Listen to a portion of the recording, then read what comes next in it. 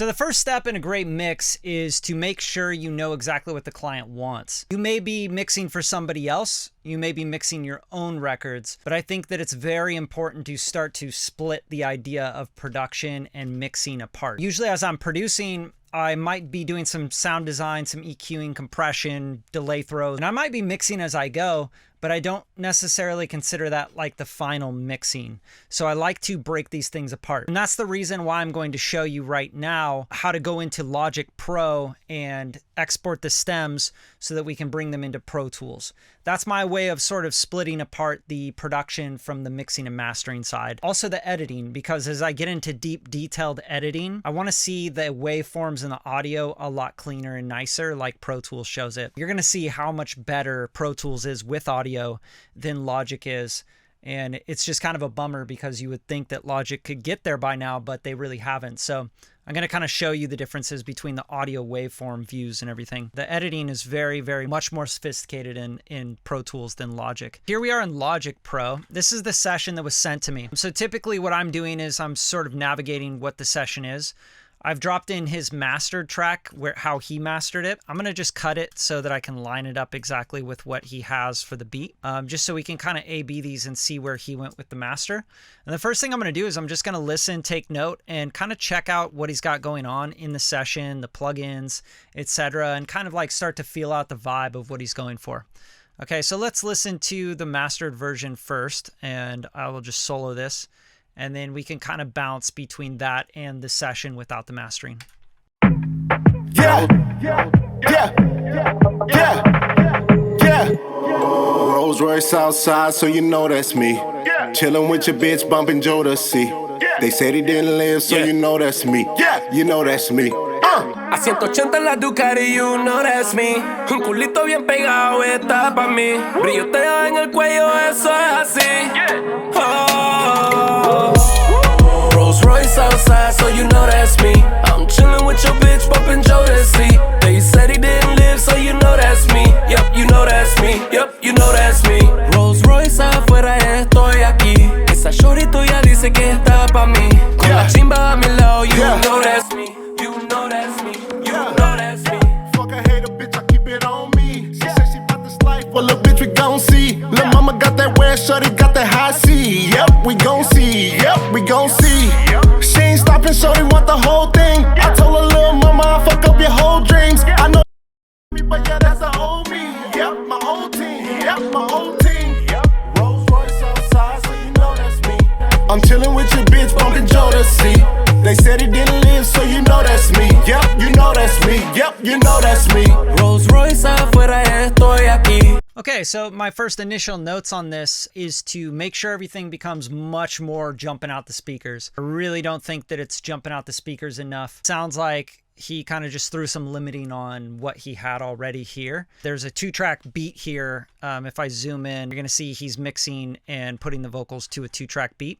I also noticed there's a lot of timing issues. There's a lot of things that I'm like, ooh, that's kind of off time, like especially when he's rapping without the beat. Another thing my ear gravitates towards is these doubles and stacks. You can see how off they are as they're doubling each other. So we're going to fix a lot of that in Pro Tools, but I'll show you kind of like that coming in there and see how those are kind of not lined up.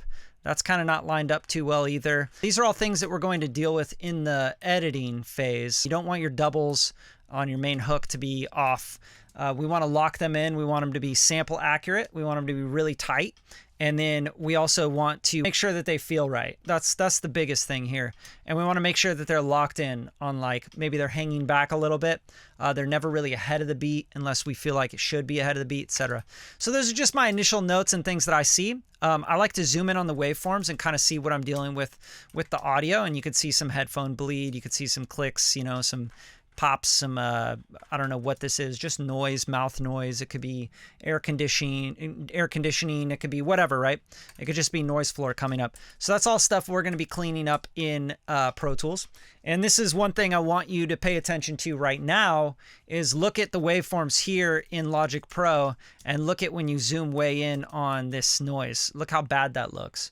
I have no idea what that really is. So as we bring this into Pro Tools, we'll get a better view, a better waveform view of this stuff. Some of it's really weird looking as you zoom in. So Zoom back out, and I'm going to next start to export these tracks. One thing I want to mention is I do want to export the tracks with the effects, all the vocals, and then I want to export them all dry. And I want to have both options. So in Logic Pro, how we do that to start this out is I want to go to my beat and sort of just where I see the end of the vocals. And I see that there's no more vocals after this bar 57. So I'm going to go here, give it a little bit of room, and go from bar 1, beat 1, all the way to the end of that vocal stuff, okay? The next thing I'm going to do is I'm going to make sure that everything's labeled correctly. Okay, so if I see main hook and I see main hook, I probably want to call that like main hook 2, right? So if you double click, I'll go main hook 2, just so that we know what that is. I don't want to be confused like main hook, main hook, main hook, you know? So I'm going to go through now. I'm not going to bore you with this part, but I'm going to go through now and I'm going to label all these Vox main hook 1, Vox main hook double, Vox main hook harmony, main hook English, I could see here. I'm going to say Vox rap hook, you know what I mean? Stuff like that, 1. So I'm going to do that real quick, then we'll get back to it. Okay, so now that we've named everything exactly what we want it to be when we export it, there is a really cool key command that you can do in Logic Pro where you select all the files and then you can name the files what you've named the actual tracks, right? So for example, this says Vox verse rap 1 and this says record here, take 2, right? So we just go select all, or you can even just go like grab all the regions because there's a lot of different region bits here. I think there's like 43 vocal bits. And then I do Option Shift N, and that will label the tracks, Vox verse rap 1, whatever you labeled the track title, it'll label the clips, the regions. Okay, so that could be different for you. The way you find that out is go Option K and search your key command for label or name, name regions, track name or whatever, right? So that's kind of the replacement technique there. So the next step we're going to do here is we're going to take all of these region tracks and we're going to export them as audio files with all of the plugins on them, all the automation, everything. You notice I reset all the panning because I want to be able to do all my panning within Pro Tools, okay? So another thing is all of these vocals, they're all going to come out as stereo, usually out of Logic Pro. If you want to go the slow way and you want to make sure everything that is mono stays mono, for example, like you have this reverse, right? This is probably going to be stereo, but say like this intro rap verse, you want that to be mono. What you can do is you can solo this out by hitting S, and then you can go to the output 1 and 2 and make sure you click on these 2 bubbles. Looks like kind of like 2 chain links going on, and you can make it mono, and then always you have to hit this bounce right here on the output channel. And what that'll do is it'll allow you to say PCM wave 24-bit 44.1, and it should be coming out mono. So it says file type split, so that's not going to be mono, I don't think, but let's test this out. This is going to be going to the output. Make sure there's no stereo plugins on here. If there's stereo plugins on here, it will come out stereo no matter what. Make sure it's all mono though. This looks like it is mono. Yeah. No, it looks stereo actually. So that's not going to come out mono because it's stereo track. Let's check this one. So it looks like these are all kind of in stereo because of the effects. No, that's me. And that's okay. Let's bounce them all with the effects. Because a lot of the effects are going to turn it into stereo when they pop the effects on. Like you can see it was put in mono, but maybe it's coming out stereo. I'm not really sure, but I don't really care too much about that because these are going to be the affected vocals and stuff, and then I'm going to do a dry vocal pass. So let's just do the affected vocals first. Those are okay to be stereo for me. I'm going to grab all of the tracks with actual regions on them. This main hook doesn't have anything on it, so I'm going to skip it. I'm going to go Spanish intro, grab all these. Skip this, looks like Spanish rap. Castro verse, right? I'm just grabbing all the ones with the actual regions in them. And I'll show you why. You can also grab them all and then deselect the ones with no regions, or even delete the tracks with no regions. Okay, so now I have all these tracks and the regions, and I have my loop point, my in and out point set. So what I want to do is I want to go to File, and I want to go to Bounce or Export. I'm going to go to Export, and I'm going to say 37 tracks as audio files. So that's going to take those tracks and make them audio file exported, okay? Or Command E is a good key command for that. Okay, so now let's make sure it's going into the right folder. We'll say bounces. We can make another folder within this folder, and we're going to call it affected vocals. Okay, create that. And then trim silence at file in. No, we want to do export cycle region only. That's the cycle region we set up. We're going to go wave 24-bit. Perfect. I'm not going to bypass effects plugins, and I'm going to include volume and pan automation. Okay. And then I'm going to say no on the normalization. I want that off. I don't want any normalization whatsoever. And there we go. So this is going to be track name and custom. So it's going to say track name, and then custom is like if you wanted to use this custom field, right? So if I want to just, put custom, I can put like track name dash vocals, something like that. That way every single track is labeled with the vocals, so I know that those are all vocal stems. Even if I did put vox in front of them or vocals in front of them, at least I have that redundancy. You can do that. I'm not going to do that here because I just know that these are going to be affected vocals. They're in that folder, okay? So we're going to go export, and that's going to go from beginning to end.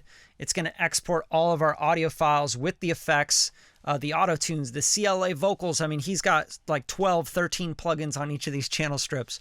So I do want to keep those on. I do want to export these tracks with those on and have the affected vocals just in case. And the reason I say just in case is because we're going to go into Pro Tools and we're going to start working in Pro Tools. So I want to have the super dry, non-affected vocals, non-tuned, non-whatever, non-auto-tuned vocals going in Pro Tools, where I can do all the editing. I can do the melodyning. I can do the vocal lining, the chopping, the editing of all the raw files. And then I can start to affect them with plugins and start my own mix. But sometimes the client might say, hey, I really liked my vocal chain I had going on the Spanish rap verse or whatever, right? So then we can easily just pop that on and we could say, oh, okay, pop that on and we can clean it up, maybe do some EQ tweaks or whatever, and we can add on top of what they already have. This happens a lot with auto-tune, right? So clients get really, really into the way that their vocals are auto-tuning because they've heard it so many times. They get temp love, what we call it. It's just inevitable.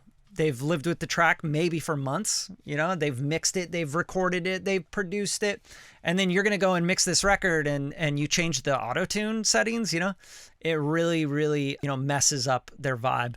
So it's cool that I have all this in Logic Pro because I can even take screenshots of the auto-tune settings and match them in Pro Tools. But I'd rather just have like, okay, here's your vocal chain, and I'm just going to pop that on and I'll send it to my reverbs in Pro Tools, or I'll do some additional mixing on top of the vocals.